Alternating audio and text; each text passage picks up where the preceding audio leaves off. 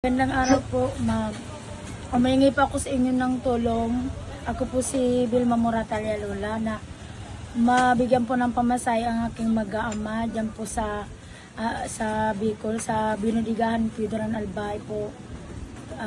Humingi po ako ng tulong sa Sulit Oragon po na matabangan po ako. Gusto ko po makaiba yung mag-aama ko po kasi wala po sa kanila nag-aalaga. Disability po yung asawa ko, tapos special child po yung panganay ko, ma'am. Humingi pa ako sa inyo ng tulong na mabigyan po sila ng pamasahe na makasama ko po dito sa Bulacan po kasi ang kinikita ko po, ang sahod ko po ay hindi po sapat na mapadalan ko po sila ng pamasahe dahil nagbabayad din po ako ng rent po dito sa Bulacan at saka sa Binudigahan po. Kaya di ko po nakakayanan.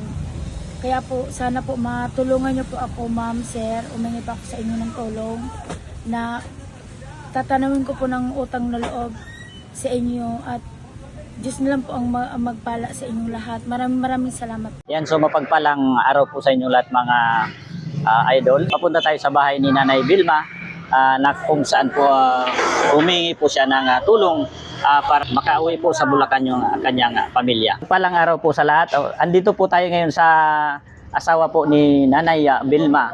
So gusto po niyang makasama yung kanyang pamilya doon po sa Bulacan. Ang daw po niya ay magkaroon ng pamasahe. Yun po yung hiningi niyang tulong sa Team Sulit Oragon Vloggers and Extension. Ilan kayo magkakapatid? Ano po, 8. 8? Yun po. Yung iba mong kapatid asan? Doon po kay mama. Kung special child yung anak po ni tatay. So pangilan ka? Ano po, pang-4. Nakakapaghanap buhay si tatay. Paano ba yung pang-araw-araw yung pagkonsumo? Nagpapadala na lang po si mama. Dahilan kung bakit nagkaganito yung karamdaman ni tatay? Residente po sa motor. Ilan taon na si tatay? Ano po, 49. Kayong tatlo lang magkakasama po dito? Yun po. Ayun. Nag-aaral ka ba? Di po. Hindi ka na nakakapag-aral dahil nag-aalaga ka sa tatay mo.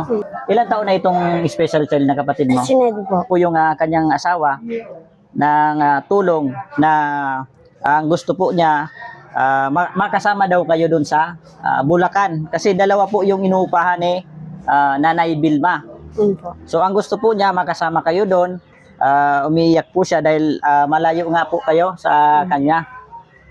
So po pangalan niyo, ma'am?